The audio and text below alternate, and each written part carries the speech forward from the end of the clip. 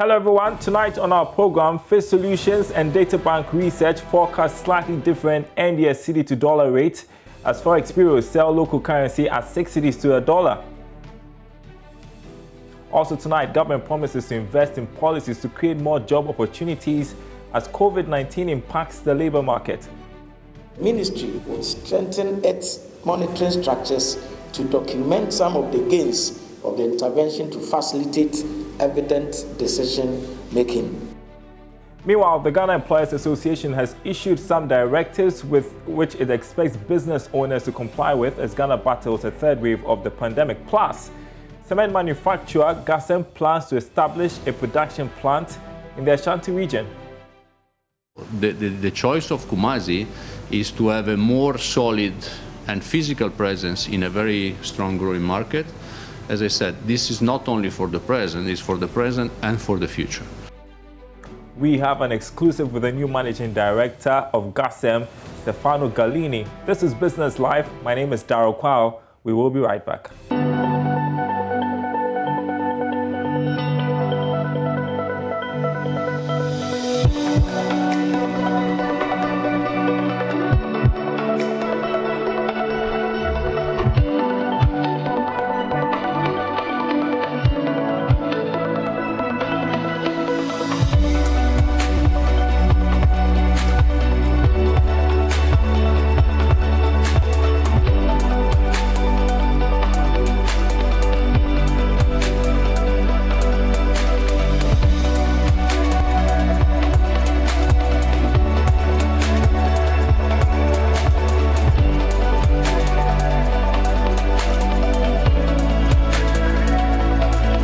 Welcome back. Let's begin with the local currency, the Cedi. Face Solutions research arm of ratings agency Fitch and Data Bank Research are forecasting slightly different NDS Cedi to dollar rate as most Forex bureaus are now selling the local currency at 6 cedis to the dollar, whilst Face Solutions is projecting 6 cedis 32 pesos to the dollar by end of the year. Data Bank Research is predicting 6 cedis 14 pesos. Charles Nixon Yeboah has more. Joy Business is learning that the Forex Bureau began selling the local currency at 6 cedis to a dollar almost 1 month ago, though it is going for about 5 cedis 94 pesos on the interbank Forex market. This is because demand for the American currency has shot up.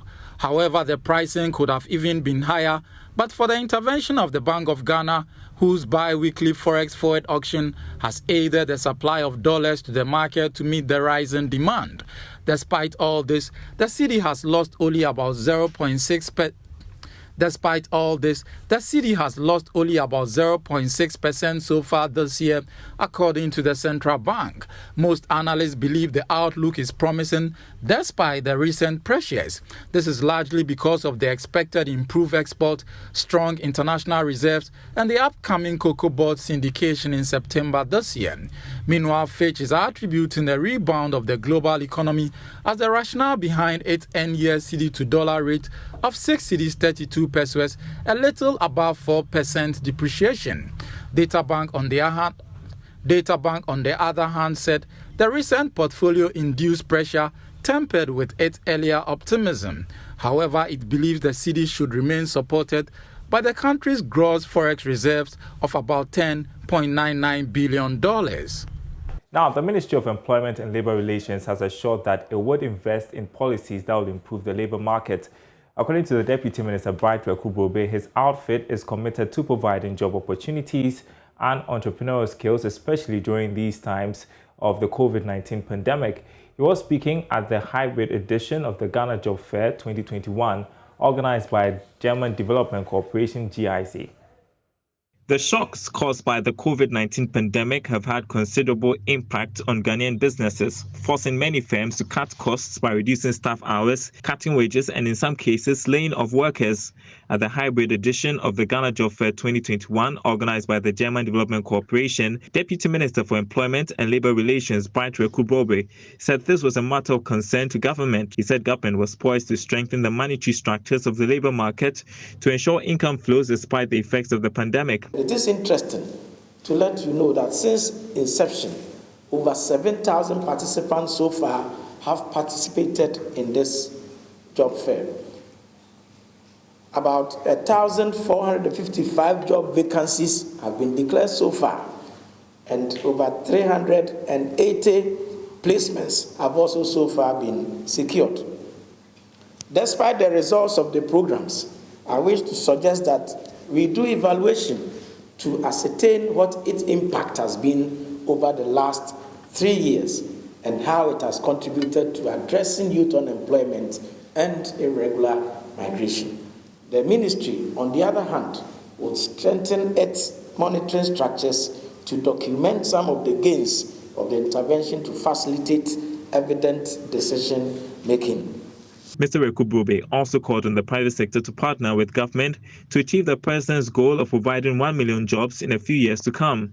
In order to consolidate the gains from the implementation of previous job creation interventions, His Excellency the President, a couple of weeks ago, reiterated his resolve targeting 1 million jobs within the next couple of years. In view of this, the relevant institutions are working feverishly to get the work done.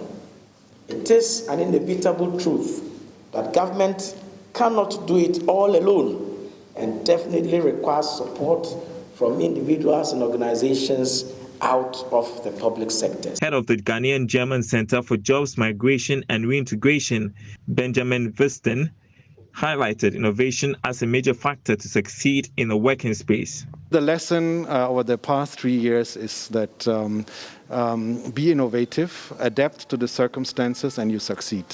Overall, the job fairs that we organized have had more than 7,000 participants. And for this hybrid edition, we have more than 3,000 registrants currently, yes. It's going on for 3 days, so the 2 days will be dedicated to grooming the participants with necessary skills, employability and entrepreneurship skills. And then the third day will be dedicated to the job fair itself, where job seekers can have direct matches with employers at the event. The Ghana Job Fair 2021 was organized by the Ghanaian German Center for Jobs, Migration and Reintegration in collaboration with the Ministry of Employment and Labour Relations and the Delegation of German Industry and Commerce in Ghana to connect employers and job seekers to help tackle unemployment. Well, speak of employment, the Ghana Employers Association is asking business owners to direct their workers to stay at home or work from home if they have flu-like symptoms in spite of the travel history. Now, the association is also cautioning against physical meetings and events which it says could threaten the lives of workers. This, according to the Chief Executive, Alex Wimpong, forms part of measures and guidelines to contain the spread of COVID-19 at workplaces. The association believes non-compliance with the safety protocols would affect the survival of businesses. So what are the directives we want to show you? It says provide adequate facilities, for example, soap, hand sanitizer, signage and reminders, and encourage workers, contractors and customers to practice workplace hygiene. Example, frequent hand hygiene, avoid touching eyes, nose or mouth. Create the enabling environment for physical distancing at the workplace through demarcated intervals of at least 1 meter intervals. Also, consider the introduction of appropriate shift systems for employees and allow those who can work from home to do so without compromising standards and productivity where the nature of the business operations permit. It goes on to say reduce physical meetings and events because there is a risk that people attending the meeting might expose others to the COVID-19 virus. Fumigate and disinfect the workplace regularly. A schedule for the fumigation and disinfection should be pasted on notice boards for the information of workers, customers or clients and other stakeholders. Constitute safety committees to deal with issues concerning COVID-19. The safety committee should appoint focal persons who shall have the responsibility of liaising with health professionals in the event of an outbreak of the virus and direct workers to stay at home or work from home if they have flu-like symptoms, i.e. fever, cough, etc., regardless of travel or contact history, and change workplace culture. For example, stop handshaking, workers taking lunch at own desk or outside rather than in a cafeteria or break rooms, limit sharing of food in the workplace. In other news, Ghacem has begun processes to establish a new cement production plant in Kumasi to serve the Ashanti region and surrounding areas. Speaking to Joy Business, Managing Director Stefano Gallini said there is growing demand for cement in that part of the country. Here's a report. Plant will be producing about 1.5 million tons of cement per annum to serve the Ashanti region. Ghacem also plans to export to Burkina Faso and other neighboring countries. Aside from the establishment of the new plant to cater for the growing demand, the cement manufacturer is embarking on an aggressive expansion work on its already existing production factories in Tema and Takoradi. Managing Director of Ghacem, Stefano Gallini, explains that Ghana's construction sector growth is the driving force behind this agenda. We are seeing gladly a strong development all over the country, so not only in Tema and Takoradi where we have our plants, but the central regions, the northern regions. We see opportunities eventually for export, so the choice of Kumasi is to have a more solid and physical presence in a very strong growing market. As I said, this is not only for the present, it's for the present and for the future. And so the opportunity to develop something in Kumasi is to have, as I said, better physical presence, serving better our customers, obviously maintaining our standards and our level of quality of our products. On the concerns of unhealthy competition in the market, Stefano Gallini disclosed that they have been engaging the relevant authorities to find a lasting solution. So I think that in terms of quality, there will not be any compromise, as we have never been looking for any shortcuts in terms of quality. And we will never fight our battle in the market in the quality. We have other areas where we want to fight our battle, but we have to fight our battle, not on the quality. We'll never compromise on that. Well, we have a lot of competition, so that's that's normal. We respect everybody, but we're not afraid of anybody. So competition is good, and obviously we have to do our best to keep our customers with us, to keep them satisfied of our products, of our services. That's part of the normal evolution. So, the $100 million investment by the company is expected to increase employment opportunities for the cement industry, as many more projects are being undertaken. Now, the Vice President of Liberia, Joel Howard Taylor, has lauded Ghana's economic credentials, saying more information sharing and investment channels are being established between Ghana and Liberia to boost bilateral trade. She sat with Odilia Ntiamwa to talk about the prospects for trade and entrepreneurship in this extensive interview. To the end of where you are, things have actually changed. And so she has remained till today the face of Africa that is considered the strong iron lady that they call her, that she proved what it was, what it took to transform. And that can be related to family setting, community setting, business setting. The traits that she lived and that we saw has inspired me to be the strong female politician that I am today. So her work has actually enabled me to become a stronger person in stepping and doing those things that I believe are necessary for the continuing transformation that our country is undergoing. Yeah, I want to find out from you, there's currently some data that indicates that Liberia, when it comes to countries relating to gender equality, hasn't closed up the gap so much. I want to find out how your vice presidential role, Madame Cedi's presidential role as two strong women is actually helping in sort of putting this behind Liberia. And it's a process. You know, a few years ago, Hillary Clinton was running for president. And I believe all of the women around the world were hoping that she would have gotten elected. And though she won the popular vote, like they say in America, she didn't become president. Yeah. I was so distraught, I didn't even know what to do. And then I had a conversation with Madame Salif about it. And she said to me, Joel, this is a process. And sometimes it takes a lifetime. Sometimes you don't even see the work that you do. Maybe your grandchildren will see the end result. So it's a process. But you know, when we got the first female democratically elected president on the face of Africa, can you imagine how excited women were across the world that this was indeed possible? Her 12 years opened new doors. Yes. Provided an environment where women begin to think, hey, we're important, we have a voice. She tried to change the dynamics. She put in place some new laws.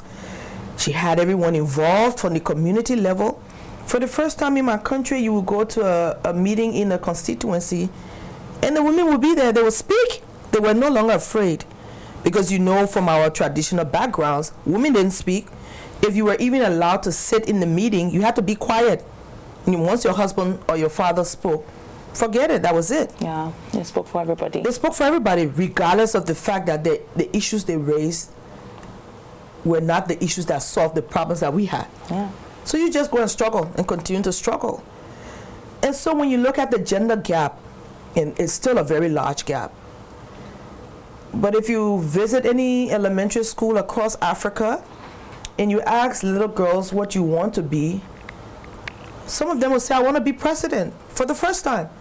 I want to be an astronaut. I want to be an engineer. I want to be whatever I want to be. That opening has shown that, hey, regardless of whether you're male or female, but especially if you're female, you can be what you want to be. Before we had the interview, there was something that just happened right now, taking a picture, and then one of the team members says, well, if you become the president's wife. And I said, no, if I become the president. And of course, it's because of Madame Saliv's influence and yours as well. Because now little boys know that it's not just necessarily the president's wife. Or, you know, they have some stereotype roles that they expect us to just sit and accept, teach well. And they stick us in those roles.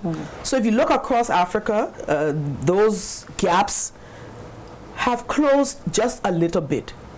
If you look across the continent and you look at some of the untraditional roles that we play now, whether you're a lawmaker, whether you're a judge, whether you're a scientist, whatever it is that women are now allowed to do. And you have to work 10 times as hard as anyone else because you're a woman. They will throw things at you that no one will bother to do to the boys. Because it's a woman, and what does she want to do here? Why is she in this space? And so they make it much more difficult for a female than the boys. So the gender gap, though, is closing a little bit at a time. It is still a gap. A big one. A big one. In corporate Africa, most of the CEOs are men. Yeah. Those women, the woman wants to talk, for them it's like a token. Okay, let's hear what she says. You know, so you'll talk and you'll talk about your ideas. And because they're so caught up in who they are, even if it's a good idea, maybe they won't even follow it. And they will say, okay, we've heard you, but we're going to do this. Again, democracy plays a completely different role because in democracy, it's about the majority vote. And so we used to say in the legislature when I was senator that it is the tyranny of the majority. So the gap still exists. The gap is still wide. We still have much more work to do. If you think about where the important roles are, and I know every role is important, but the main engine that transforms nations are the presidency and the legislature. The presidency. Business, we're going to be airing the full interview subsequently. You want to stay tuned for that when it happens. You're watching Business Live. We're taking a short break. When we come back, we'll be talking about food price hikes and fears by the World Food Programme that millions would be facing hunger as a result of that. Don't go anywhere.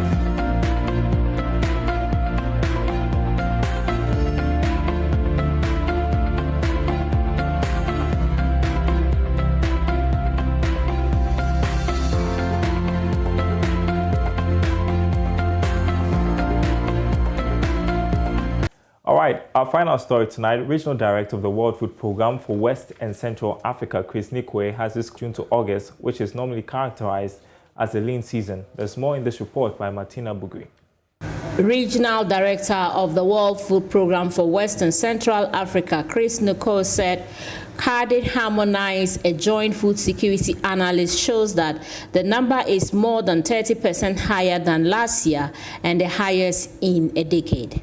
Speaking at the handing over ceremony of silos to small farmers in Tamale, Mr. Nikwe said conflict, hunger, high food prices, and reduced income as a result of negative impact of COVID-19 are some of the reasons for these hikes.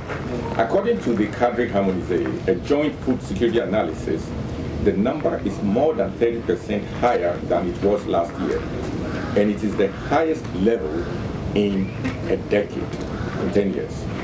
Factors which have contributed to this situation include conflict, hunger, high food prices, and reduced incomes as a result of the negative impact of COVID-19 on improve its food systems, such as some of the initiatives that WFP and government have begun are sustained. Let me use this occasion to encourage all stakeholders in the food security and nutrition sector to increase collaboration and to build synergy for more effective delivery. To our farmers, I would like to challenge them to see themselves as business people who are not only producing food to feed their families, but are implementing what they have been taught in order to improve their own livelihoods and be able to feed others on the African continent. World Food Programme representative and country director for Ghana, Rukaya Yakub, said as part of their enhanced nutrition and value chain initiative, which was implemented between 2016 and 2021, 700 units of durable, locally manufactured silos have been presented to farmers in 5 regions of Ghana. Martina Bugi's report there, and in Business Live tonight. Thanks for watching. Goodbye.